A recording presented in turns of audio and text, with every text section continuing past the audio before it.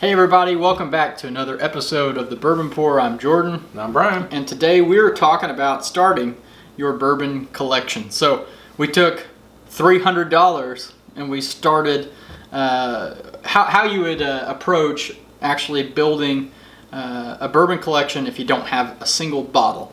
And looking at the bar, I don't know how much you can see on our left and right here, but it looks like Brian is a little bit more cost efficient than I am. Been a little bit more resourceful, yeah. a little more resourceful. Yeah. But this idea, it's not anything new. We didn't come up with it ourselves, right. But I think it's a really cool subject to talk about.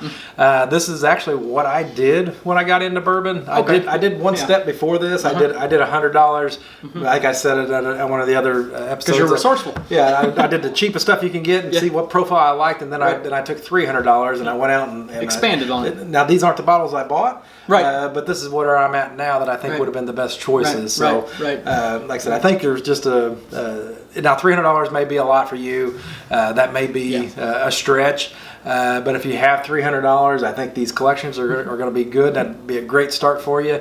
If you could, and then in the future we'll probably do the maybe $200 and $100. And you can modify this. So we're going to talk about what the MSRP, what you should pay for these bottles, so that you can calculate in your own mind what your budget is, and you can adjust to that. So it doesn't have to be $300, but if you do have $300, this is what you can get and what we would buy. So Brian, I probably better go first. Since you have the most, I think I'm going to let you go first. So okay, so my first bottle is the JTS Brown, which when you get to know me, you're gonna know this is one of my go-to bottles. I believe at where we priced all this off of Total Wine and More. It was $14.99, but honestly, you can get the 1.75 if you want to refill your bottles. You can get that for about $22 to $30, somewhere in that range, which is a good way to go. But this is a good mixer. Yeah, I drink it neat, but it works for all. It makes a great old fashioned. Yeah, so very versatile. And you know what? I didn't actually have this bottle until Brian shared it with me. Which is our mantra, share your whiskey, and the brown sugar note on that is phenomenal, and it is a bottled in bond. So how could you go wrong? Yeah. Anyway, my first one is also a cheap bottled in bond, and that is, and for the same reasons, Evan Williams bottled in bond, the white label. This one I drink neat more often than not, but I pretty much like two cocktails, and that is an old fashioned and a mint julep. This is what I use in my mint julep. Right, it stands up well in both of those drinks, and these are both from the same family, so they know lower budget. True. Bottled in bond. Bottled in bond. Kings of bottled in bond. Right, that's definitely their. Look for a mint julep recipe video coming up, and we'll be using that. So yeah. So okay, and then second would be your Wild Turkey 101. You can't have a good bar without having Wild Turkey, and that again, it's a mixer. It stands up well on its own, and like I said, Jordan, I just love Wild Turkey. So these two are going to be a staple in probably everything I do. So Yep.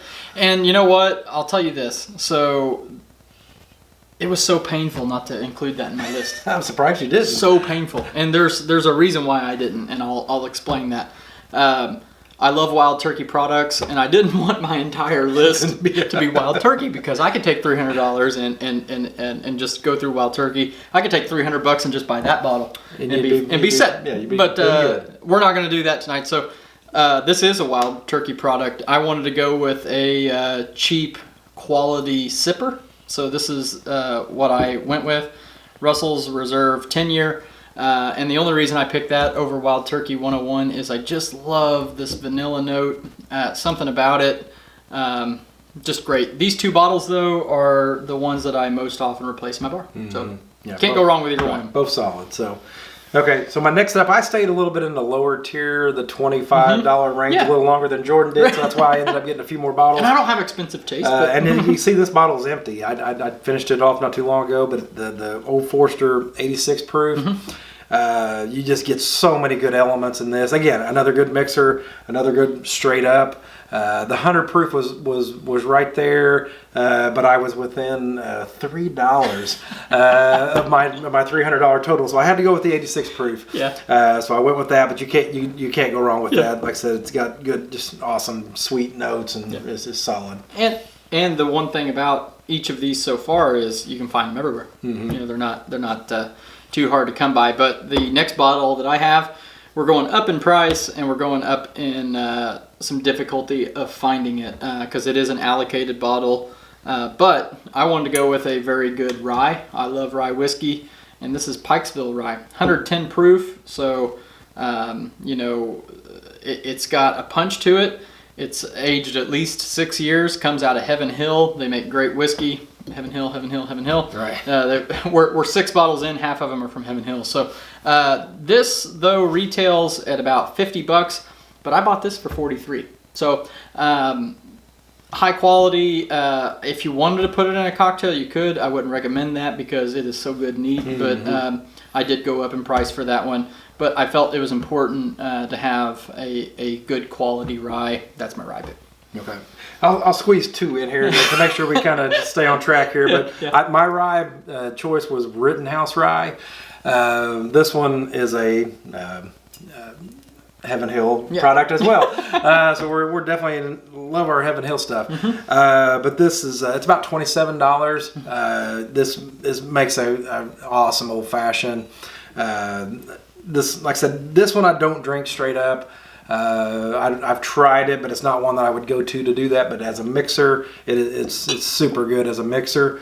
And then my next bottle to that would be another kind of a middle bottom shelfer, but the Buffalo Trace. It's got the buffalo on it. Everybody wants this, and it's a little harder to find. But if you look and shop around, you should be able to find it. And you wait. Yeah, and you get that, and that's definitely one that you want to add to your collection. Yeah. Buffalo Trace used to be at our local Walmart for $20, and now we can't find it. But that's neither here nor there. That almost made my collection for the same reason, because of the price and the taste. That's always been a bottle that's been special to me, but no more about that. I'll move on to mine. So I wanted to go with a finished. I thought that my strategy was having a little bit of variety for different expressions, variations, and finished was a category. And for finished, because of availability and flavor and just what I love, that Woodford Double Oak, it's a little bit on the higher price side, but such a good bottle, worthy of investment, worthy of being in your bar. All right, wish I could have put that one in my collection. That was definitely a good one that I missed. So. We share our whiskey here at the Bourbon Pour, so I'll share some with you. It doesn't have to go in your I have mine. I have a bottle. Always have a bottle on that. That's right. Okay, so my next bottle, this is one you don't hear much about. So it's Jim Beam Single Barrel. It comes in, I think it's 107 proof, 108 proof. Mm-hmm. This one, it kind of varies in price. So I used the lowest price I could find it for, which was around $22, but I've seen it all the way up to like $38. Mm-hmm. But it is just a good, solid offering.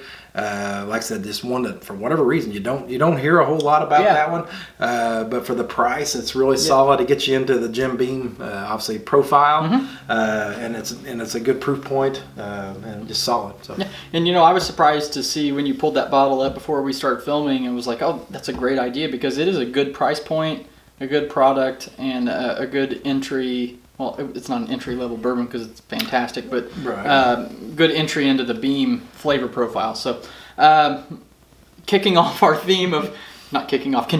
our theme of loving Wild Turkey, I want to go with a barrel strength option. And so for that, I went with Wild Turkey Rare Breed because of its availability.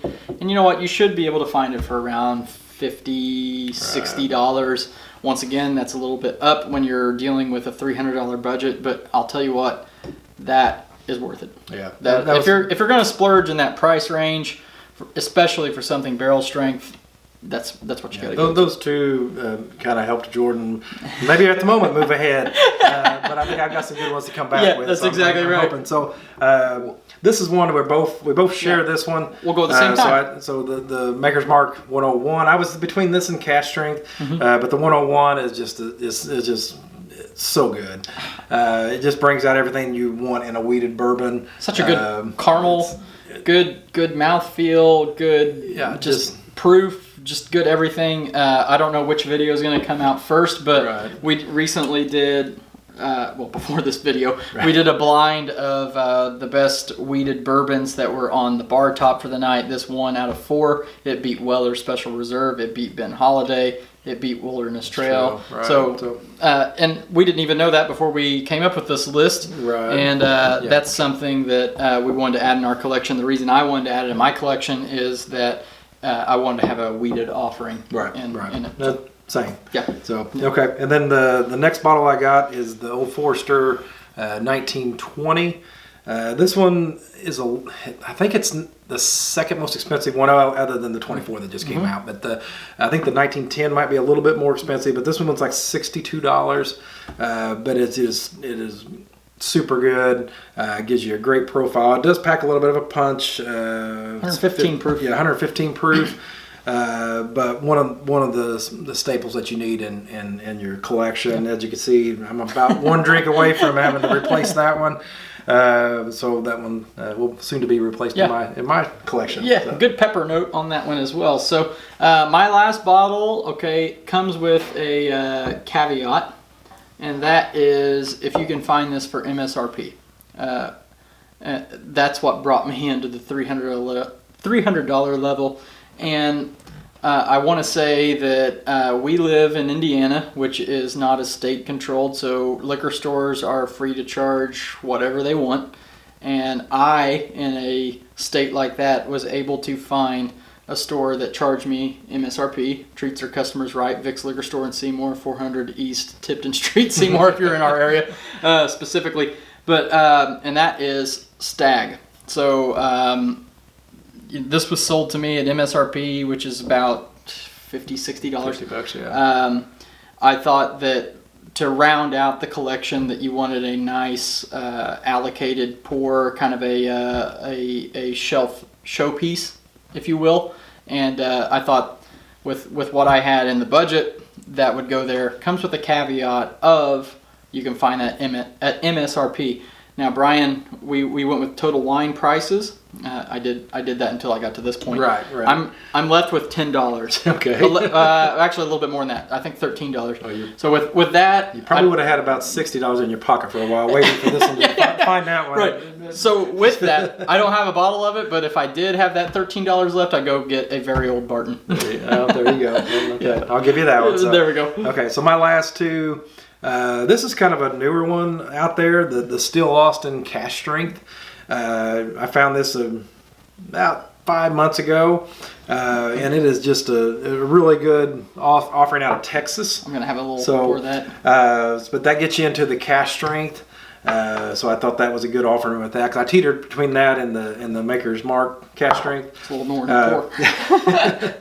But that's another solid offering, like I said, in a Texas whiskey. So something that's not aged as long, because obviously in Texas it's like 140 degrees during the summer, and it definitely ages it really quick. And then my last one, so I would say I cheated, but I went to a smaller sized bottle. Yep. So this gets you into your Jack Daniel's single barrel, and you get the barrel proof.